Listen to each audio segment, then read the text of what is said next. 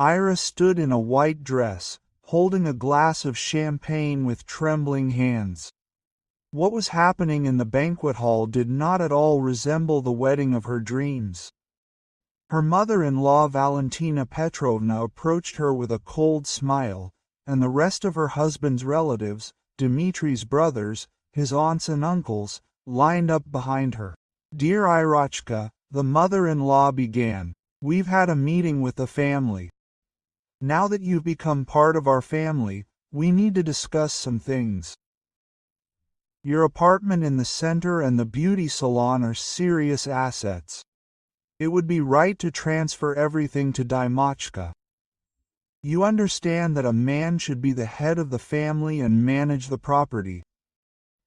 Ira felt the ground slipping out from under her feet.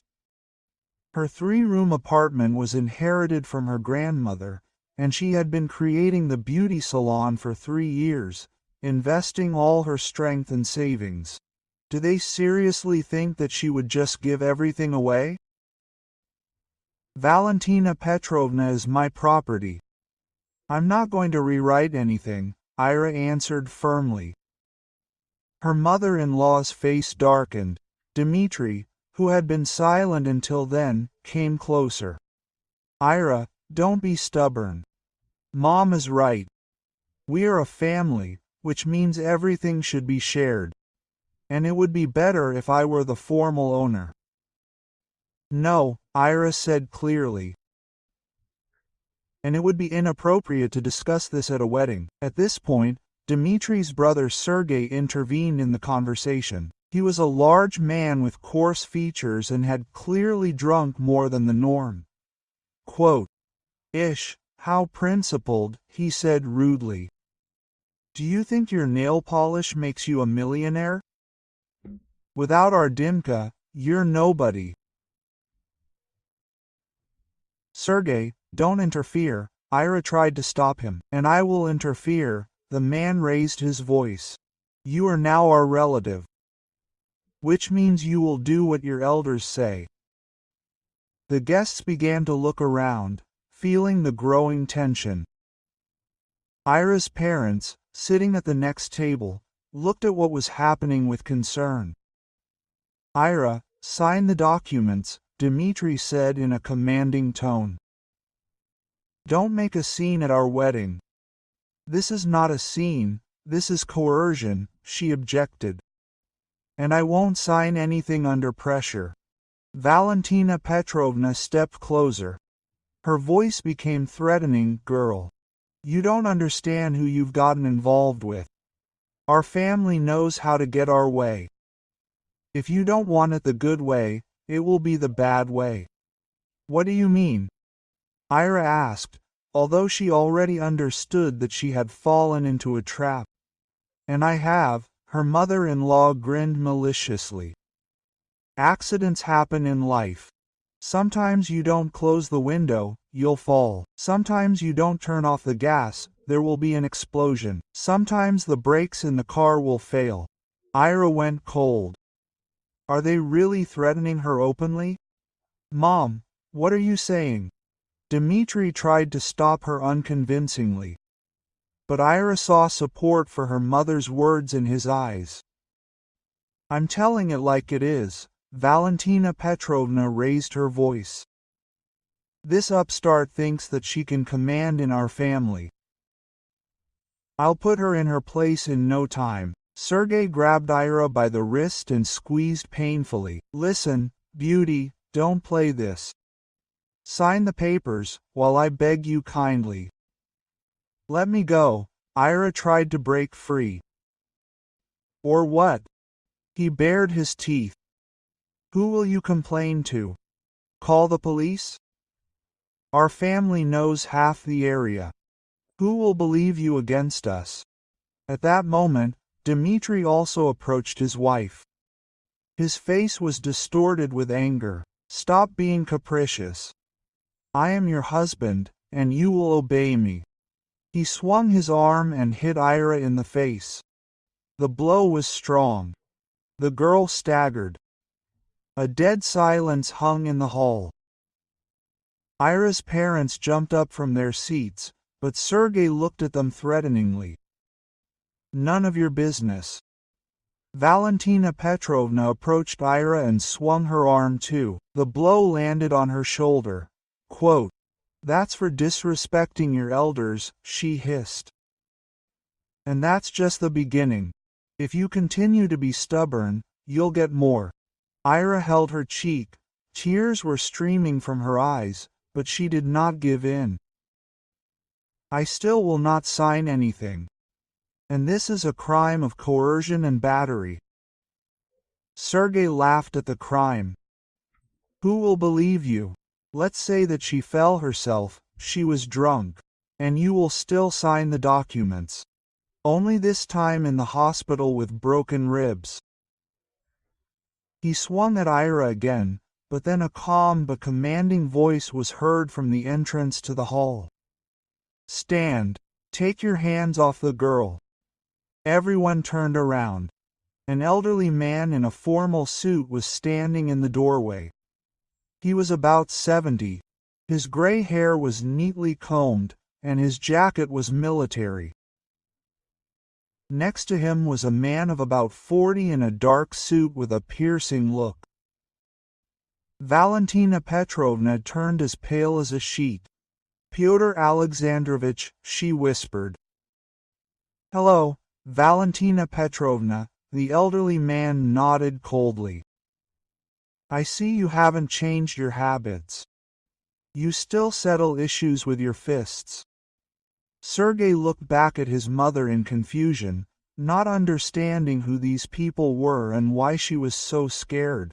Pyotr Alexandrovich came closer. Now Ira could see his best intelligent face, his clever eyes, his gold glasses. A second man was walking behind him, and Ira noticed an ID card under his jacket.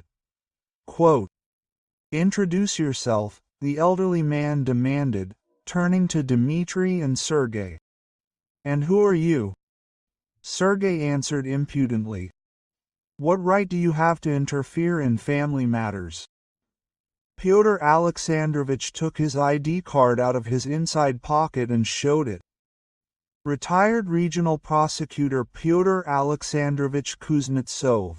And this is my nephew, Senior Police Lieutenant Andrei Kuznetsov. We were invited to this wedding by the bride's parents and witnessed coercion, threats, and beatings." The faces of the husband's entire family instantly changed. Dmitri backed away. Sergei dropped his hands. Valentina Petrovna gasped for air.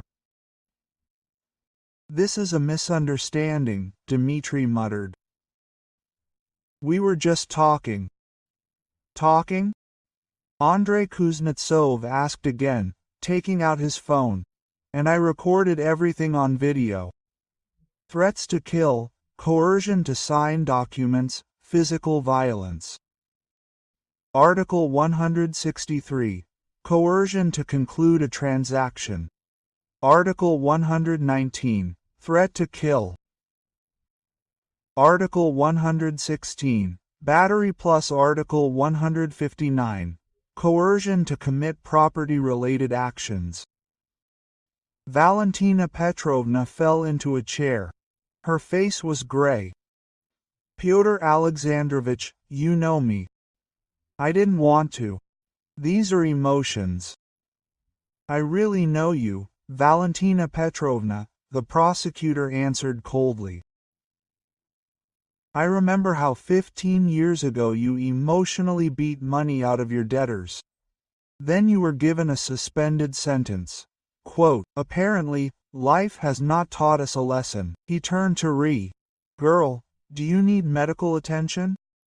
Ira shook her head, although her cheek was burning, and bruises from Sergei's grip had already appeared on her wrist. "Okay," Pyotr Alexandrovich continued. "But a medical examination is still needed to record bodily injuries. Andrei, call the police." "I already did, uncle."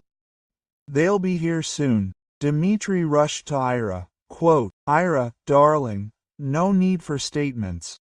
We're a family. I got carried away, forgive me. But the girl backed away from him. Don't come near me. You hit me on our wedding day in front of our parents. What kind of family is that? Ira, please, Mom, tell her something. But Valentina Petrovna was silent, realizing that any word she said would only make the situation worse. Pyotr Alexandrovich approached Ira's parents, who had been sitting in shock the whole time. Quote, I'm sorry it turned out this way. We've been friends with the families for a long time. Your daughter is a good girl. We won't let anyone hurt her. Half an hour later, police officers entered the room.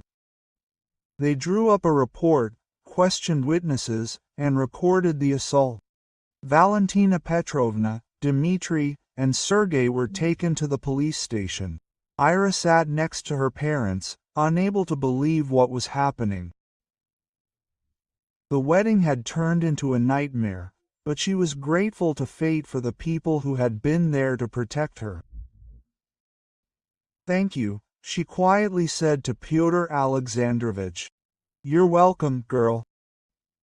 People like them need to be stopped, otherwise they think that everything can be bought or taken away by force. A month later, the court passed sentence. Valentina Petrovna received a suspended sentence of 3 years for threats and assault. Dmitry and Sergei each received suspended sentences of 2 years. Ira filed for divorce on the same day the court announced the sentence. Her ex-husband tried to persuade her to stay, promising that it would never happen again. But Ira was adamant. A man who can hit a woman at her own wedding will not change. The apartment and the salon remained hers. The client's business went uphill. She was respected for her integrity and strength of character. Ira realized that a real family is not those who demand obedience, but those who support her in difficult times, like her parents and the defenders who accidentally met at the wedding, who did not let her be broken. Thank you for listening to the end. If the story was interesting for you, subscribe to the channel and like it so as not to miss new videos.